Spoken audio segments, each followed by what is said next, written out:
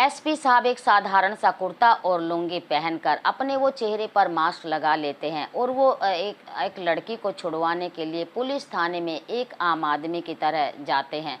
थाने में जाकर एसपी साहब दरोगा के सामने हाथ जोड़कर बड़ी रिक्वेस्ट करते हैं कि जिस लड़की को तुमने लॉकर में बंद कर रखा है वो बेगुनाह है और उसने ऐसा कुछ नहीं किया है, तो आप उसे छोड़ दीजिए, वो बेकसूर है। जैसे ही दरोगा जी एसपी साहब की बात को सुनते हैं तो वो झुंझला जाते हैं और अपनी चेयर छोड़कर वो खड़े हो जाते हैं और एक हाथ से तो एसपी साहब का गिरवान पकड़ते हैं और दूसरे हाथ को एसपी साहब को जोरदार थप्पड़ मारने के लिए उठाते हैं।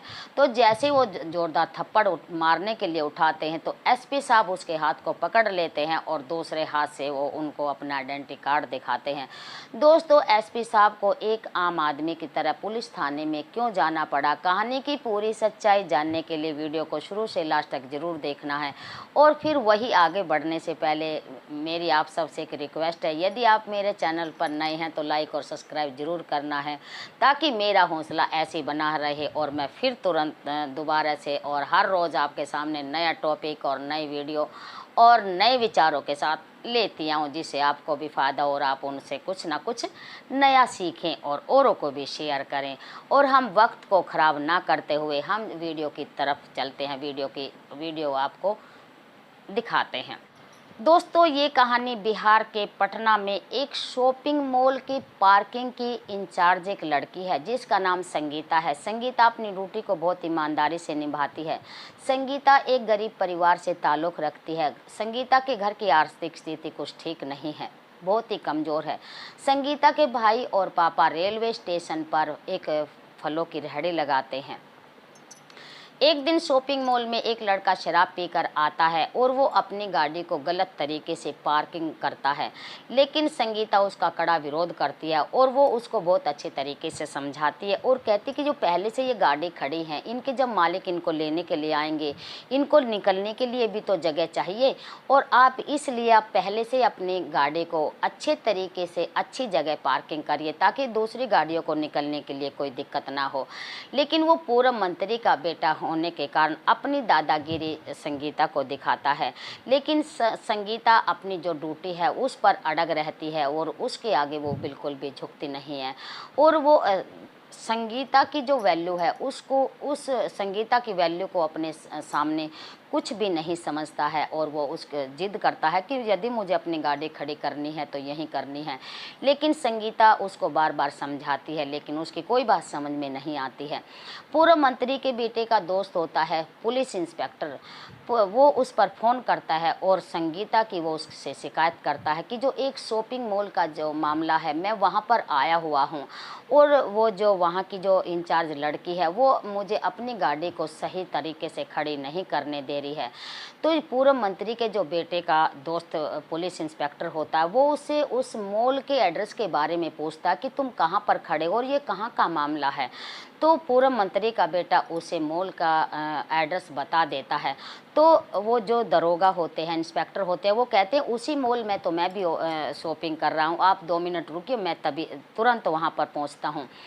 जो पुलिस इंस्पेक्टर शॉपिंग कर रहे होते हैं वो थाने में फ़ोन करके 2-4 जो वहाँ के पुलिस इंस्पेक्टर हैं, हवलदार हैं, उनको वहाँ पर बुला लेता है और थोड़ी देर के बाद ही पुलिस थाने से 2-4 जो हवलदार और पुलिस इंस्पेक्टर होते हैं वो शॉपिंग मॉल की पार्किंग में गाड़ी लेकर पहुँच जाते हैं और 2-4 मिनट के बाद तुरंत ही वो जो उनका खास दोस्त होता है शॉपिंग करने के बाद वो भी शॉपिंग मॉल की पार्किंग में पहुँच जाता है।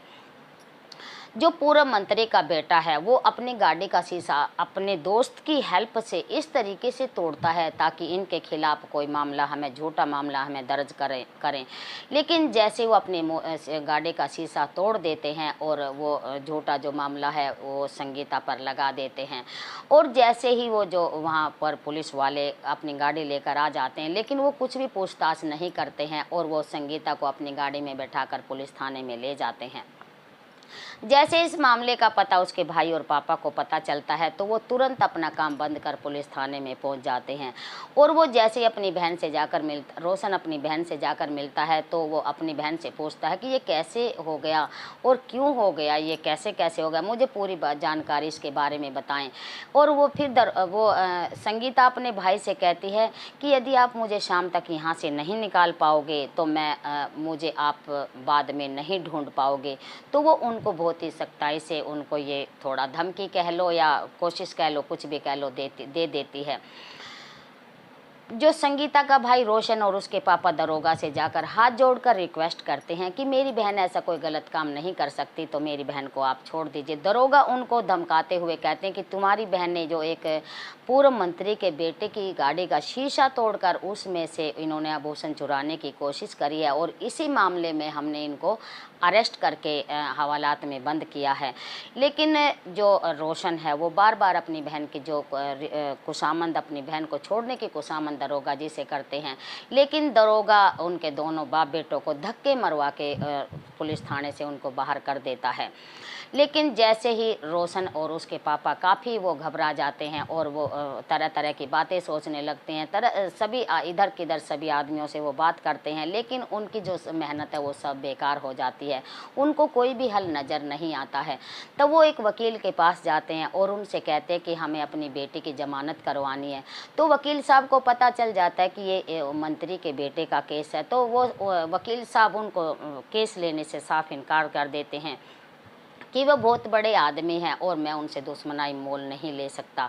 तो जब उनको वहाँ से भी कोई हल नहीं निकलता है तो वो काफ़ी परेशान हो जाते हैं और अपने हाथों को बंद करके और पुलिस थाने के बाहर बैठ जाते हैं और सोचते हैं कि हमें अब क्या करना चाहिए।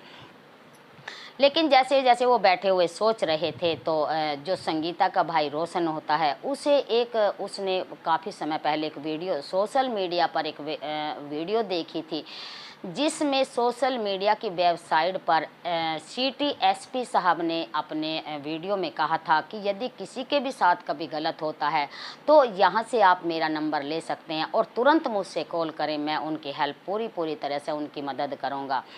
तो जैसे ही जो रोशन है अपने फ़ोन को उठाता है और सोशल मीडिया की वेबसाइट को खोलता है और उसमें से एसपी साहब का नंबर ढूंढने में लग जाता है, लेकिन पास में ही जो रोशन के पापा बैठे हुए होते हैं वो अपने बेटे को परेशान देखते हुए कहते हैं कि जब एक इतना बड़े वकील ने हमारी हेल्प करने से मना कर दिए, ये तो एसपी साहब हैं, इनसे क्या होगा। लेकिन रोशन वेबसाइट पर बुरी तरह से एसपी साहब का नंबर ढूंढने में लगा हुआ है, लेकिन वो अपनी मेहनत में कामयाब हो जाता है और उसको एसपी साहब का नंबर ढूंढने में लगभग 1 घंटे का समय लग जाता है। और जैसे ही रोशन एसपी साहब का नंबर ढूंढकर और जैसे ही सिटी एसपी साहब के ऊपर उस फ़ोन लगाता है तो परे से हेलो होती है और रोशन कहता है कि आप एसपी साहब बोल रहे हैं। तो वो कहते हैं मैं सिटी एसपी साहब बोल रहा हूँ, कहिए क्या बात है, मैं आपकी क्या मदद कर सकता हूँ। जैसे ही रोशन लाल एसपी साहब की आवाज़ को सुनता है तो वो फूट फूट कर बहुत ज़ोर ज़ोर से रोने लगता है, अपने आप पर काबू नहीं कर पाता है।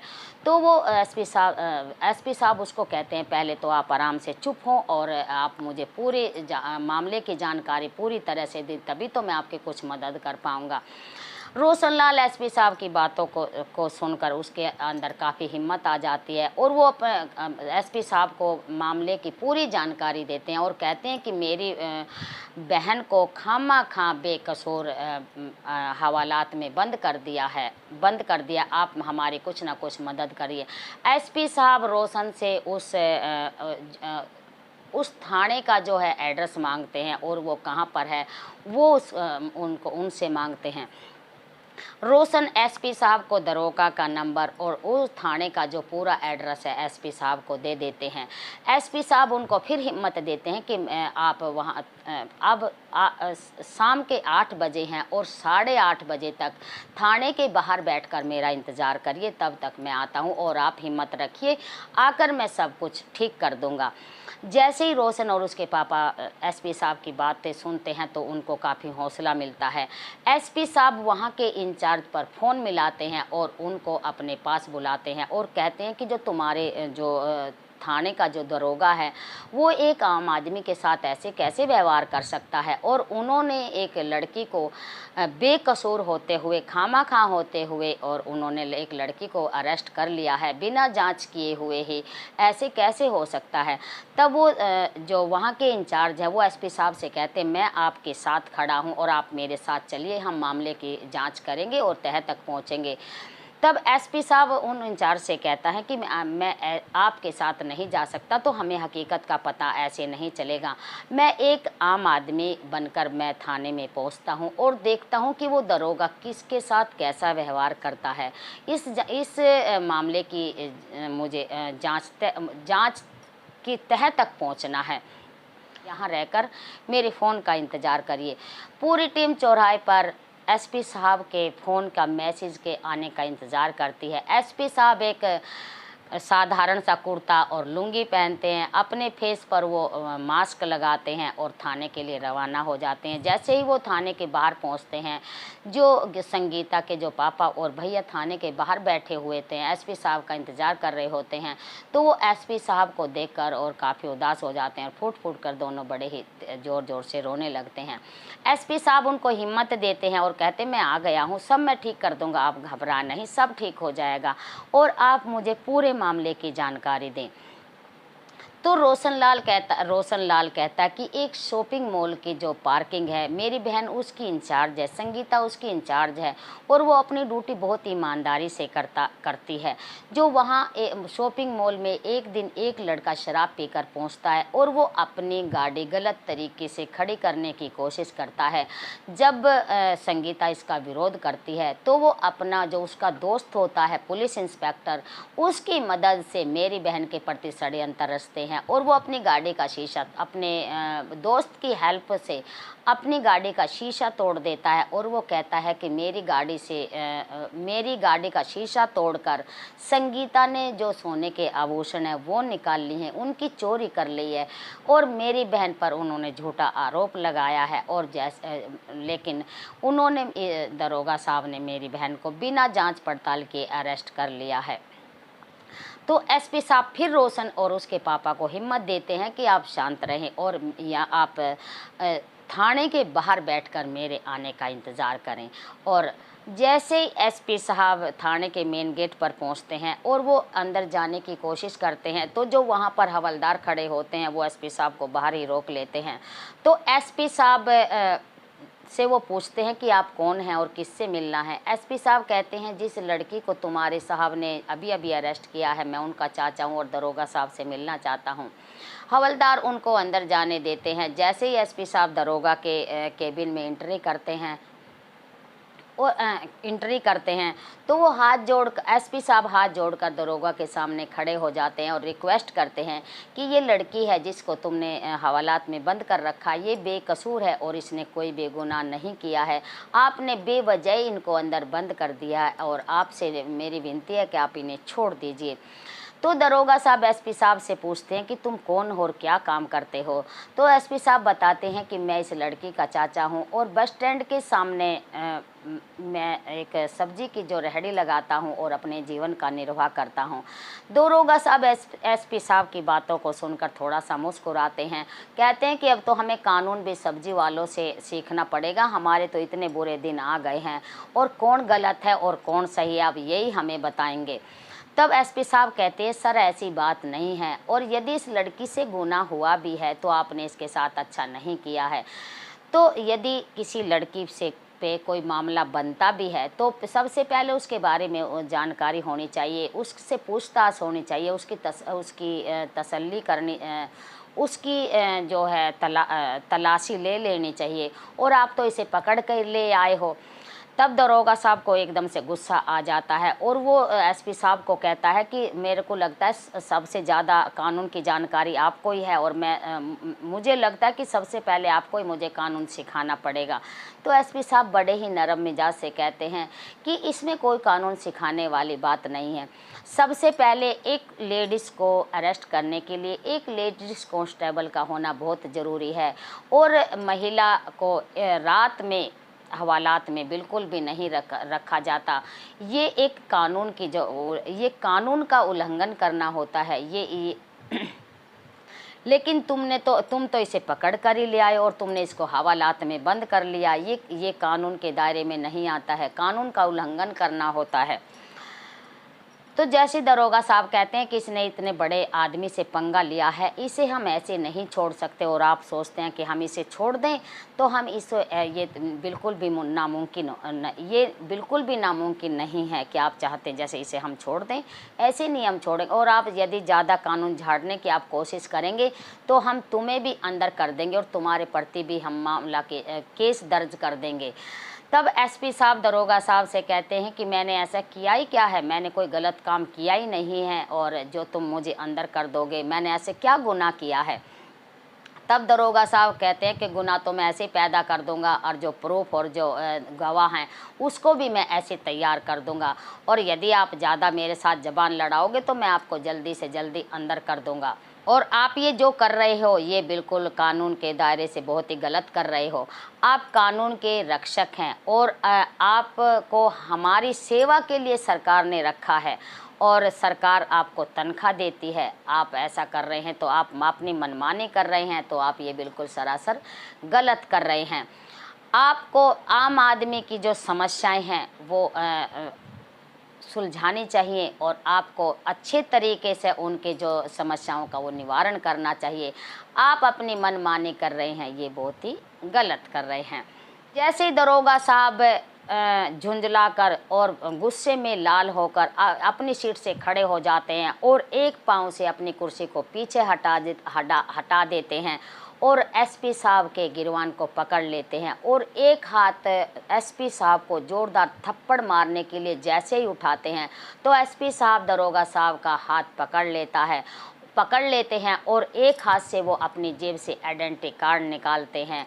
और जैसे ही दरोगा साहब आइडेंटिटी कार्ड की तरफ देखते हैं कि ये तो एसपी साहब हैं, तो वो अपने होश हवास खो बैठते हैं, और उनके पैरों तले से ज़मीन निकल जाती है, और वो बिल्कुल थोड़ी देर के लिए तो उनकी जो बुद्धि है वो काम करना बंद कर देती है, और उनका दिमाग बिल्कुल सुन्न हो जाता है।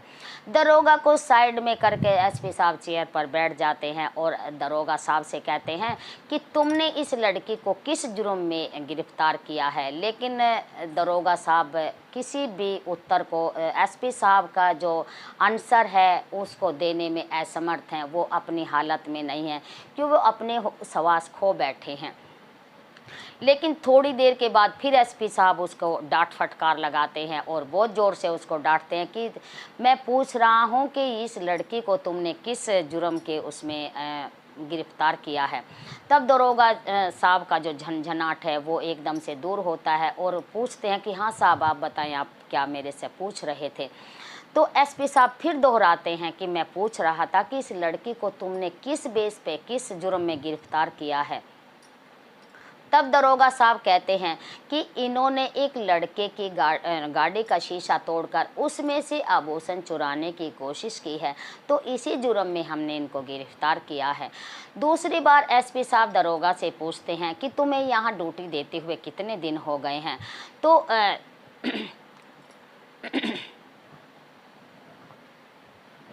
दूसरी बार एसपी साहब दरोगा से पूछते कि तुम्हें यहाँ ड्यूटी देते हुए कितने दिन हो गए हैं। तो दरोगा साहब कुछ डरे हुए सहमे हुए कहते हैं कि मुझे 12 साल हो गए हैं। तब कहते हैं कि जो सबसे पहले तो एक लेडीज़ को अरेस्ट करने के लिए एक लेडीज़ कांस्टेबल का होना बहुत ज़रूरी है, और रात को महिला को तो इस हवालात में बिल्कुल भी नहीं रखा जाता है, और ये कानून के विरुद्ध है, ये कानून के दायरे में नहीं आता है, और तुमने तो वो भी कर रखा है। तुम्हें किसी चीज़ की नॉलेज भी है या नहीं। तभी एसपी साहब अपनी जेब से फ़ोन निकालते हैं और अपनी टीम को वो मैसेज भेजते हैं, और थोड़ी सी देर में ही उनकी जो टीम है वो पुलिस थाने में पहुंच जाती है। उसके बाद एसपी साहब दरोगा से कहते हैं कि जो इनकी जो कंप्लेंट है वो कहाँ लिखी हुई है, मुझे लिखित में दिखाएं। तब वहाँ का जो मुंशी है वो जो लिखित कंप्लेंट का जो रजिस्टर है वो लेकर आता है, और उसे खोलकर एसपी साहब के टेबल पर रख देता है। एसपी साहब जो लड़की की जो संगीता की जो कंप्लेंट है वो उस रजिस्टर में ढूंढते हैं, लेकिन वहाँ लिखित में उसकी कोई कंप्लेंट नहीं होती है। फिर एसपी साहब दरोगा को फिर डांटते हैं और कहते हैं कि जो इसकी लिखित जो कंप्लेंट है वो कहाँ है, जिसके ऊपर तुमने इस पर मुकदमा चलाया है और तुम इसे अरेस्ट करके लेके आए हो, वो कहाँ है। तब दरोगा साहब एसपी साहब को कहते हैं कि जो पूर्व मंत्री का जो बेटा है उसने हमसे कॉल करके हमें वहाँ बुलाया है कि एक लड़की ने हमारी जो गाड़ी का शीशा तोड़ दिया है और उसमें से हमारे आभूषण चोरी कर लिए हैं। हम उसकी जैसे ही हमें उस बात की सूचना मिलती है हम मौके पर पहुंचते हैं, तो हम मौके से इस लड़की को अरेस्ट करके ले आते हैं। तब एसपी साहब फिर दरोगा जी को गुस्सा करते हैं कि तुम्हें पता भी है कि हमें सब कुछ जो होता है लिखित में होना चाहिए, हमारे जो है मुआ जोरी की जो है कंप्लेंट से हमारे पास कुछ नहीं होता, जो होगा हमारे लिखित से होगा। लेकिन जब इसमें लिखित में कुछ नहीं है, इस लड़की के प्रति कोई कंप्लेंट है ही नहीं है, तो तुमने इसको बेवजह से क्यों यहाँ अरेस्ट कर रखा है। तो एसपी साहब दरोगा को हुक्म देते हैं कि सबसे पहले इस लड़की को छोड़ो और इसको यहाँ से जाने दो। तो जैसे ही संगीता लॉकर से बाहर आती है और एसपी साहब को एक साधारण से व्यक्ति को चेयर पर बैठे हुए देखती है, तो और वो मन ही मन सोचती है कि ये साधारण से जो व्यक्ति हैं और ये पुलिस थाने में बैठकर इतना कुछ सभी को डांट सकते हैं, इतना सभी कुछ ये कुछ सुना सकते हैं, तो वो अचंभे की बात वो अपने लिए समझती है। लेकिन जैसे ही वो अपने भैया और अपने पापा से मिलती है और उनके पापा से उन्हें जानकारी मिलती है कि ये एसपी साहब हैं और हमने ही इनको यहाँ भेजा है, तो छवि है वो संगीता के मन में बस जाती है कि ऐसे भी आजकल पुलिस वाले जो हैं, ऐसे भी कुछ इंसान हैं जो सबके प्रति अच्छा सोचते हैं। बस को और जो मुजरिम है उनको लाइन हाजिर कर देती है और सस्पेंड कर देती हैं, उनके काम से सस्पेंड कर देते हैं। तो एसपी साहब उन सभी से कहते हैं कि जो ये तुम कर रहे हैं, तुम ये कानून के लिए बहुत ही गलत कर रहे हो, और तुम्हारे करने से और तुम्हारे चंद जो ये अफसर हैं, जो ये चंद अफसर हैं, उनकी वजह से जो हमारा जो डिपार्टमेंट है वो बहुत ही बदनाम है। क्योंकि जो ये पुलिस महकमा है करते तो बहुत ही कम है, लेकिन बदनाम सभी हो जाते हैं, कोई कोई करता है। और चंद अफसरों की वजह से हमारा जो डिपार्टमेंट है ये बदनाम है। और चाहे हमारे चार जो कर्मचारी हैं, पुलिस महकमा के जो अफसर हैं, चार अफसर जो हमारे कहीं खड़े भी हो जाएं, तो जो जनता है वो उनसे डर जाती है कि कहीं ये हमसे कुछ मांगन न लगे और सारा ही कुछ जो उल्टा पुल्टा हमारे ऊपर ही आ जाए, तो वे उनसे डरते हैं। लेकिन पुलिस महकमे से किसी को भी डरना नहीं चाहिए और हमें ये लगना चाहिए कि जब हमारे रक्षक हमारे साथ हैं तो हम सेफ हैं, हमें इनसे नहीं डरना चाहिए, हमें इनकी रिस्पेक्ट करना चाहिए। इतना कहकर जो एसपी साहब हैं वहाँ से चले जाते हैं। और अगले दिन एसपी साहब संगीता, उसके पापा और उसके भाई को दोबारा से पुलिस थाने बुलाते हैं और उनसे कहते हैं कि आप जो पूर्व मंत्री का जो बेटा है उस पर मानहानि का केस दर्ज कर सकते हैं। तब संगीता के जो पापा हैं एसपी साहब से हाथ जोड़कर कहते हैं कि हमें किसी पर कोई केस दर्ज नहीं करना है, क्योंकि हम गरीब आदमी हैं और वो बड़े आदमी हैं, हमें किसी पर कोई केस दर्ज नहीं करना है। एसपी साहब कहते हैं कि आपको डरने की कोई ज़रूरत नहीं है और मैं आपके साथ खड़ा हूँ। ये जो मामला है थाने से कोर्ट पहुँच जाता है और कोर्ट पहुँचने के बाद जो पूर्व मंत्री का बेटा है उस पर जो उचित कार्रवाई की जाती है।